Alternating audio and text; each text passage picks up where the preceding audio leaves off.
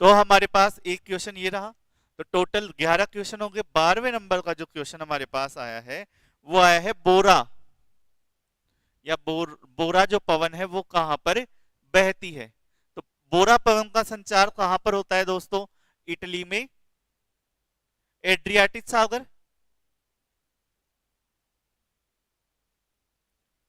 यहां पर हमें ये देखने को मिलता है। तो इस तरह से ये भी हमें हमारे पास क्वेश्चन है वो देखने को मिला। पेसेज भी इजी बता रहे हैं। और ये जो डंडारेख टाइप जो आया था आरे, जिसमें उद्योग थे आपके, विपणन, नवीनीकरणीय उद्योग, परमाणु ऊर्जा और देशों का दिया गया था, उसके साथ नंबर दिया गया था, वो भी है दो जो स्टूडेंट्स वो इजी ही बता रहे थे। फिर इसके बाद में नेक्स्ट जो क्वेश्चन आया 13 नंबर, तो इसमें साइबेरिया के तट पर ग्लेशियर का पाई जाना आम बात है, ऐसे ही तो स्टेटमेंट आया था। और दूसरा स्टेटमेंट था नॉर्वे के तट से रिलेटेड स्टेटमेंट था।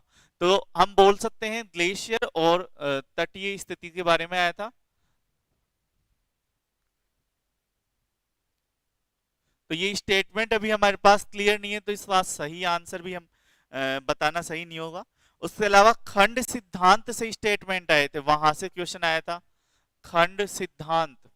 4 या 5 स्टेटमेंट बता रहे हैं कि 4 स्टेटमेंट आए थे, उनमें से हमें बताना था सही या गलत। होमर होएट वाला जो सिद्धांत है ना, खंड सिद्धांत, यहां से आपका क्वेश्चन आया था। एक क्वेश्चन आपका आया था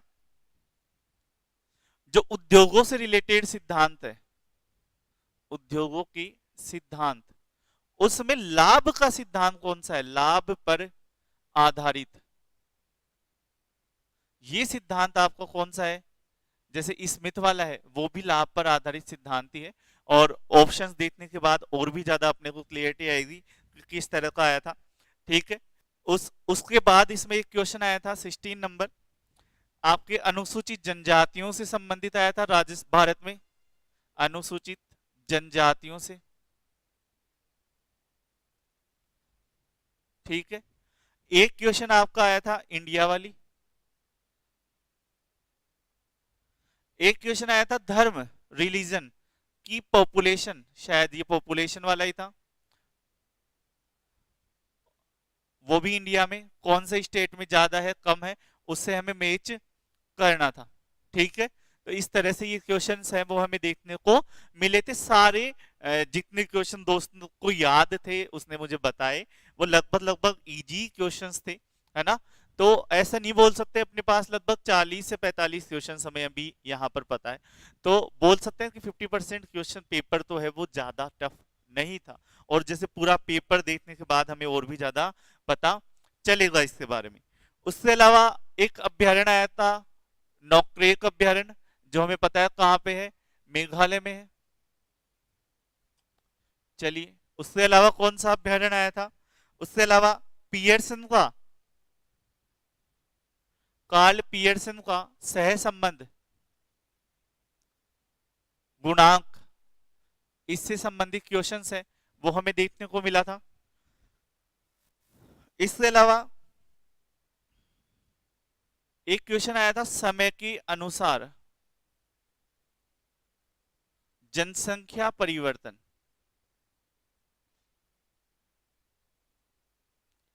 कौन से आरेख से दर्शाते हैं?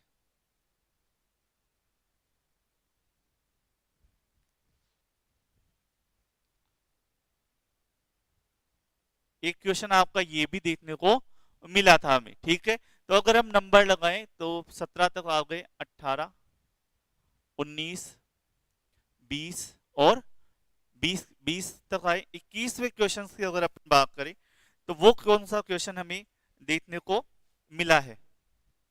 ठीक है,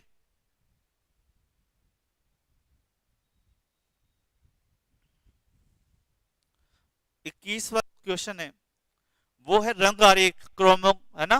तो रंग आरेख पर हमें एक क्वेश्चन आया था, क्या आया था ये अभी तक स्पष्ट नहीं पता चला है। आप किसी को याद हो क्वेश्चंस तो मुझे बता देना। इस रंग आरेख से भी एक क्वेश्चन आया था। फिर एक क्वेश्चन आपका एनवायरमेंट से, पर्यावरण में, ये तो अपन ने अच्छे से पढ़ा था। पर्यावरण में खाद्य श्रृंखला, खाद्य श्रृंखला से संबंधित है वो क्वेश्चन हमें देखने को मिला था कि पर्यावरण में खाद्य श्रृंखला के बारे में।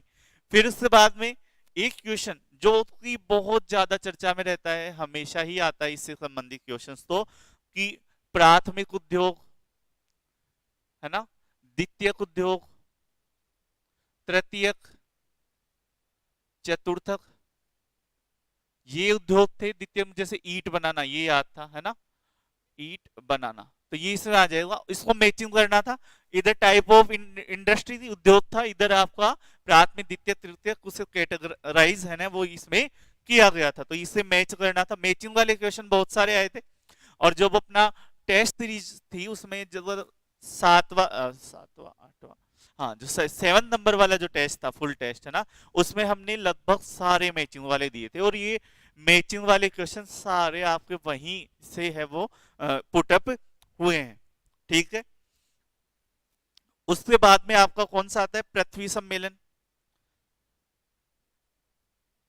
ये 1992 में, है ना। वियना सम्मेलन 1985 में। उसके बाद में सतत विकास की अवधारणा,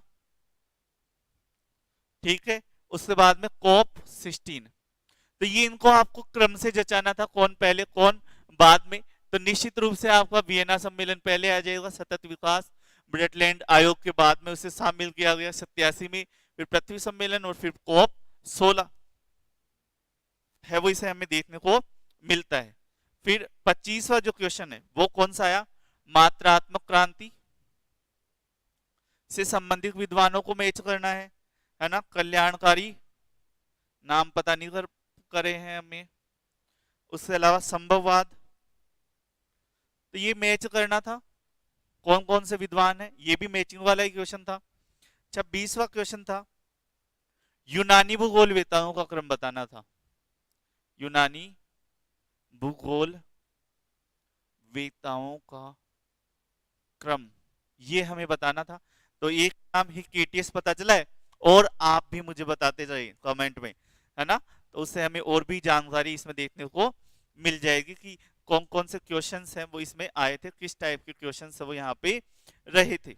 चलिए नेक्स्ट पे चलते हैं। फसल संयोजन के लाभ, है ना। एक एक जो क्वेश्चंस था आपका वो एक क्वेश्चन ये भी रहा था,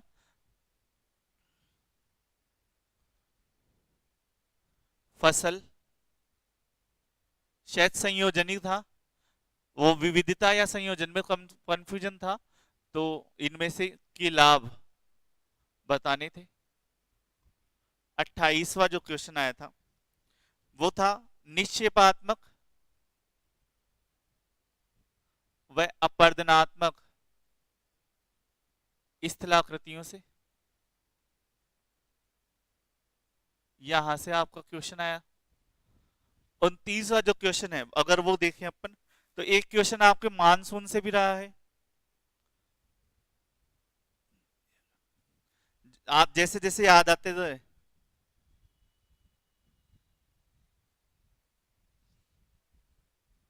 वैभव ओल्ड वाला, सर मैंने पीसीएस का प्री एग्जाम निकाला था इसलिए बैच नहीं लिया था। चलिए कॉन्ग्रेचुलेशन वैभव, आप निश्चित रूप से सफलता प्राप्त करें, है ना। और नेट या पीसीएस जो भी है प्रिपरेशन है वो अपनी स्टार्ट रहे, कंटिन्यू रहे, है ना, यही हम चाहते हैं, ठीक है। और आप एक अच्छे भविष्य की ओर जाए। चलिए उसके अलावा आपके जो नेक्स्ट आया था वो वैभव भी हमसे बहुत दिनों से जुड़े हुए हैं ना, यूट्यूब के माध्यम से जुड़े हुए हैं।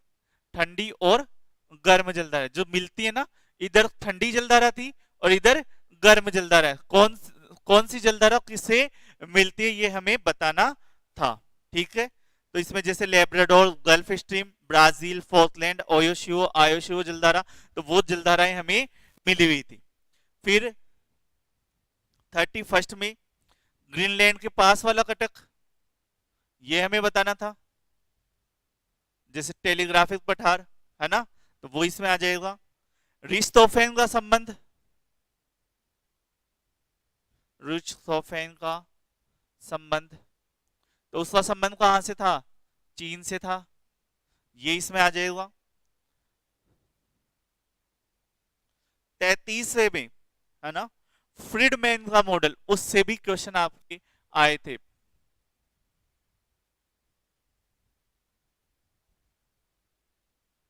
यहां से भी हमें क्वेश्चन देखने को मिले। 34वां जो है वो कौन सा है, ज्वार भाटा, है ना, ज्वार भाटे से क्वेश्चन आए हैं।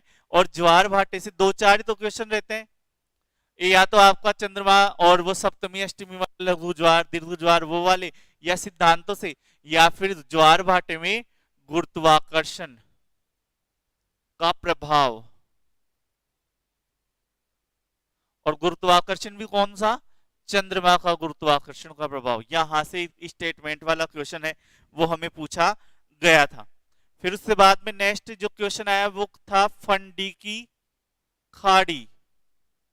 यहां से आया था फंडी की खाड़ी कौन से तट पर है, तो इसमें आंसर कौन सा आ जाएगा, कनाडा, इसका आंसर आ जाएगा। फिर नेक्स्ट जो क्वेश्चन है वो कौन सा है, जैसे एक इससे क्वेश्चन आया था ऑरोरा ऑस्ट्रेलिस बोरियोलिस, यहां से क्वेश्चन आया था। तो ध्रुवीय ज्योति, सुमेर ज्योति, कुमेर ज्योति, है ना, सुमेर ज्योति और कुमेर ज्योति, ऐसे कुछ नाम होंगे। 37वें पे राष्ट्रीय जनसंख्या नीति में स्थिर जनसंख्या वर्ष वाला कौन सा दिया गया है। तो राष्ट्रीय जनसंख्या नीति की अगर अपन बात करें कब आई थी, 2000 में। जनसंख्या नीति कब आई है, 2000 में। इस राष्ट्रीय जनसंख्या नीति जो 2000 में आई उसमें स्थिर जनसंख्या वाला वर्ष कौन सा है, तो इसमें आंसर आ जाएगा 2045। तो इन्होंने माना था कि इस समय तक हम भारत की जनसंख्या स्थिर कर लेंगे। ठीक है, उसके बाद नेक्स्ट वाला कौन सा आता है, स्पेस की अवधारणा। स्पेस की अवधारणा तो ये कहां से आई थी, जर्मनी से आई थी। कौन से, जर्मनी से हमें देखने को मिलती है, जर्मनी से स्पेस की अवधारणा हमें मिलती है। फिर उसके बाद में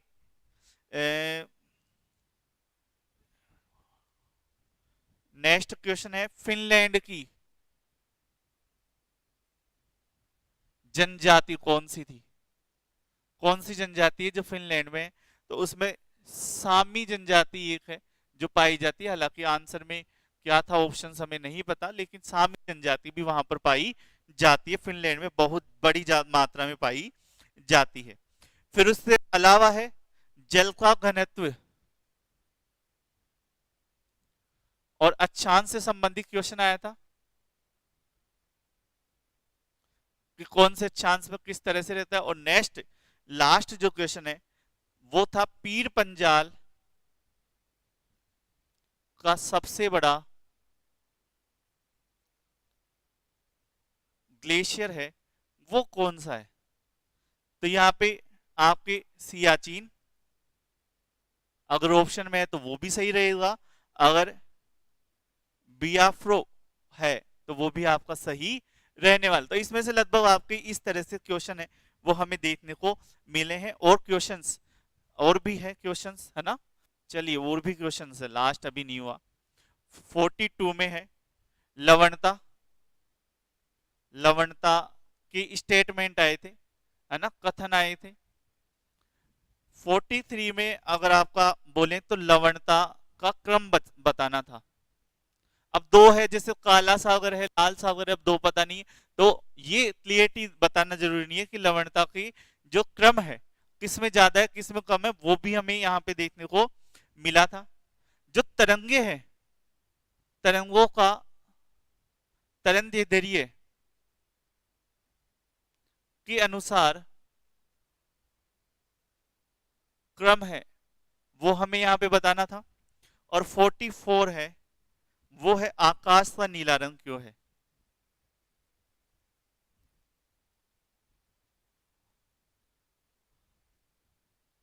ना, किस कारण से, किस, तो ये रेले प्रकीर्णन। इस तरह से हमारे पास ये जो प्रश्न थे वो टोटल ये प्रश्न हमारे पास आए हैं। अब आपके जो भी प्रश्न हो इससे एग्जाम से रिलेटेड वो भी आप पूछ सकते हैं, या जो क्वेश्चंस आप बताना चाहिए कि सर एक दो क्वेश्चन है वो छूट गए हैं, हालांकि छूटे तो कितने हैं 44 करें तो लगभग 66 क्वेश्चंस हैं, उनके बारे में हमें अभी आइडिया नहीं है। तो वो आइडिया जैसे जैसे हमें लगता है वैसे वैसे हम इसमें बता देंगे। युगानी लैब्स किर्गिज ऑप्शन थे जनजातियों में, चलिए ये भी सही है। युगानी लैब्स और किर्गिज जनजातियों में ऑप्शंस है वो हमें देखने को मिलते थे। चलिए तो इस तरह से और भी क्वेश्चंस है वो बताएं।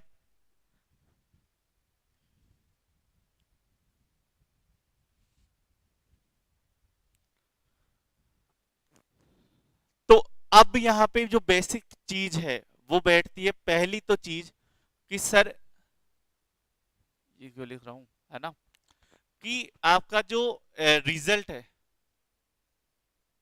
वो कब तक आएगा।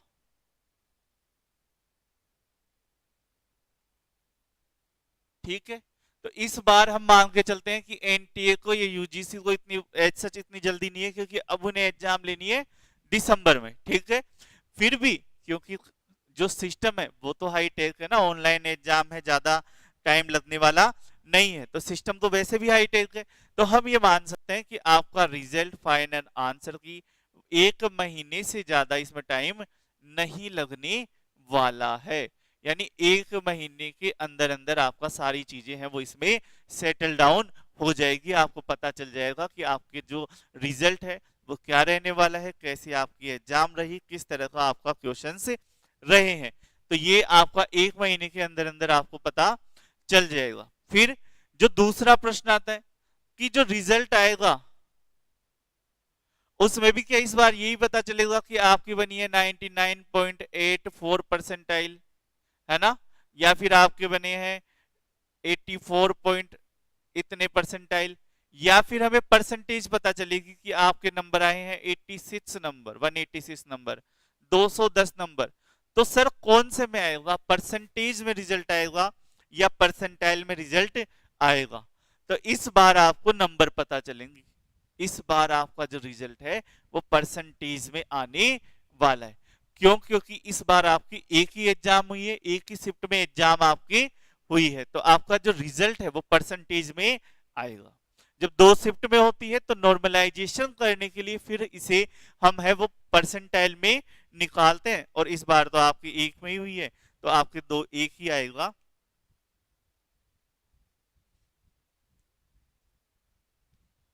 बाल्टिक सागर, काला सागर, लाल सागर और चीन सागर में कम से अधिक की ओर जमाना था। चलिए इस ये जो लवणता वाले क्रम थे उसमें लाल सागर, काला सागर, बाल्टिक सागर और चीन सागर, ये 4 जो सागर थे वो वाले हमें ऑप्शन है वो उसमें मिले थे। चलिए नेक्स्ट में जो अपन देखते हैं उससे बाद में एक और क्वेश्चन है कि कट ऑफ कितनी जा सकती है। तो इस पे है वो अभी हमें थोड़ा सा है वो रुकना चाहिए, क्योंकि अगर पेपर 1 की बात करें तो पेपर 1 पे स्टूडेंट्स ऐसे बोल रहे हैं कि सर मैथ और डीआई है वो थोड़ा सा टफ आया था, बाकी लैंग्वेज भी थोड़ी पिछली बार से टफ आई थी।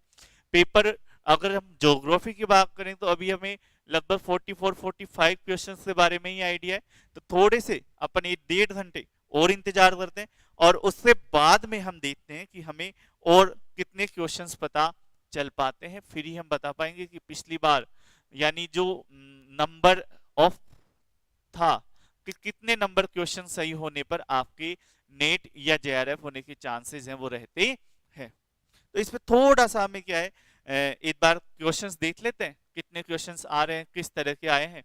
बाकी अभी जो पता चले वो तो सारे ऐसे ज्यादा हार्ड क्वेश्चन नहीं है। ठीक है, तो चलिए ये था हमारा आज की क्लास, और जाते जाते मैं फिर से आप सभी दोस्तों को बता दूं कि दिसंबर 2023 के लिए जो रिसर्चर बैच है जिसमें आपको कंप्लीट प्रिपरेशन है वो करवाई जाएगी।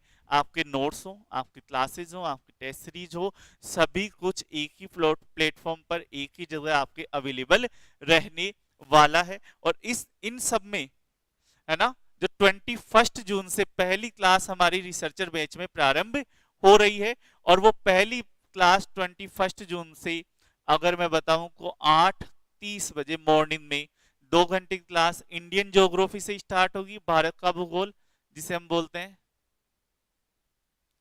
और जो सेकंड क्लास है जो 11 बजे से आपकी स्टार्ट होगी और 1 बजे तक चलने वाली है, जिसमें आपके प्रायोगिक भूगोल में सांख्यिकीय भूगोल से ये क्लास है वो प्रारंभ होने वाली है, जिसे आप ऑनलाइन और ऑफलाइन दोनों ही कंडीशन में आप ज्वाइन कर सकते हैं, ऑनलाइन भी और ऑफलाइन भी। और इस बैच के बारे में जो भी डिटेल आपको जाननी हो तो आप मुझे मेरे नंबर 7339998354 पर मेरे से संपर्क कर सकते हैं। इसमें आपको लाइव रिकॉर्डेड क्लासेस मिलेगी, है ना। इसमें आपको डेली 4 घंटे की क्लासेस हैं वो लाइव कम से कम आपको मिलने वाली है। उसके अलावा ज्योग्राफी के जो नोट्स है जो मैंने आपको बताए हैं, इस तरह से बुकलेट फॉर्म में सभी 10 से 10 यूनिट के नोट्स है उनको हमने 17 बुकलेट्स में बांटा हुआ है। तो ये सभी बुकलेट आपके अवेलेबल रहेगी जो हम कोरियर करवाएंगे। ये भी कोर्स प्राइस एक ही है, अलग से आपको इसमें देने की आवश्यकता नहीं है। एक बुकलेट है वो प्रीवियस ईयर क्वेश्चन पेपर वाली है, वो इसमें आती है। टेस्ट सीरीज है, प्रीवियस ईयर क्वेश्चन पेपर है, वो सारा है। और ये सारी जो चीजें हैं, ये सारा जो प्राइस है वो मात्र 4500 रुपए। अलग से आपको कुछ भी नहीं देना, नोट्स के लिए भी अलग से नहीं देना, और किसी भी चीज के लिए आपको अलग से प्राइस पे करने की आवश्यकता नहीं है।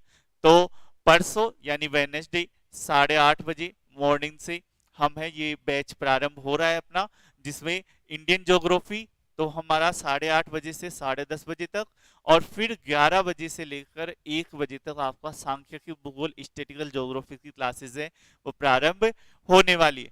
फिर नेक्स्ट वेडनेसडे से आपके लगभग 1:15 बजे से यानी 1:15 से 2:15 के बीच में 1 घंटे की पेपर 1 की क्लासेस भी प्रारंभ हो जाएगी। तो ये सारी चीजें उसी में इंक्लूड है, जल्दी करें, है ना।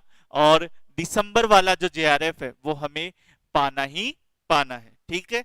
चलिए दोस्तों, तो मिलते हैं, और या तो रात में थोड़ा लेट 10 बजे के आसपास या फिर अर्ली मॉर्निंग अपन इस चीज पर चर्चा करते हैं कि आपकी कट ऑफ है वो कितनी जा सकते हैं, क्योंकि अभी इतनी जल्दी बोलना तो थोड़ा सा क्या है अनफेयर रहेगा, तुक्का लगाना ज्यादा रहेगा। चलिए, तो धन्यवाद, नमस्ते ओल्ड वैभव। चलिए दोस्तों, और कोई क्वेश्चंस हो इनके अलावा जो आया हो एग्जाम में तो आप मुझे बता सकते हैं, या आपका कोई डाउट हो कि सर क्या किस तरह से एग्जाम है वो आगे रहने वाली है। और नेक्स्ट एग्जाम में वो फिक्स है, दिसंबर में है। 6 महीने का हमारे पास पूरा टाइम है, और 6 महीने में अच्छे से प्रिपरेशन हमें करनी है।